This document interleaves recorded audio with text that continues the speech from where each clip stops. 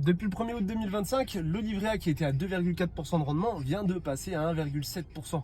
Ah mais non, je fais comment moi maintenant là? On va pas aller loin avec ça, surtout si tu rajoutes l'inflation. Mais rassure-toi, je vais t'expliquer un petit peu comment ça fonctionne. Si tu as entre 18 et 50 ans, le meilleur conseil que je peux te donner, ça va être les trois qui suivent. Ouvre-toi un compte PEA, d'autant plus si tu es français. L'intérêt d'un compte PEA, c'est que ça va te donner accès au monde de la bourse. Au-delà de ça, tu pourras acheter uniquement des actions qui sont basées en Europe et à l'international à travers des ETF. L'intérêt du PEA, c'est qu'au-delà de 5 ans de détention, il va te permettre à toi d'être imposé non pas à 30% sur le bénéfice généré, mais à 17,2%. Et concrètement, en tant que français, c'est l'un des rares avantages que nous avons, surtout si on est investisseur. On continue avec le meilleur des combos, avoir un compte titre. L'intérêt d'un compte titre, c'est que ça te permet d'avoir accès à l'univers entier de l'investissement, de pouvoir acheter aussi bien des actions qui sont basées aux États-Unis ou au Japon, aux quatre coins du monde, à l'international, et surtout d'aller chercher des pépites que tu retrouveras certainement pas depuis ton PEA. Le second avantage du compte titre, c'est que tu peux l'ouvrir aujourd'hui et le clôturer dès demain. Tu n'es pas obligé d'attendre 5 ans comme un compte PEA par exemple. Malgré tout, sur un compte titre, tu restes taxé sur ta plus-value à hauteur de 30%, à la différence du coup du fameux compte PEA. C'est pourquoi l'idée de lier les deux comptes te permet à toi d'investir à travers le monde, aller chercher de la croissance et de la performance. Et pour finir, si tu as plus de 50 ans et que tu as des enfants, je t'invite largement à ouvrir une assurance vie. L'intérêt de l'assurance vie, c'est que ça va te permettre à toi d'avoir une meilleure optimisation pour la partie succession, donc pour tes enfants. Au-delà de ça, l'assurance vie te permettra, en prenant moins de risques qu'un compte PEA ou un compte titre, d'aller chercher de la performance. Bien sûr, là-dessus, il y aura un peu plus de frais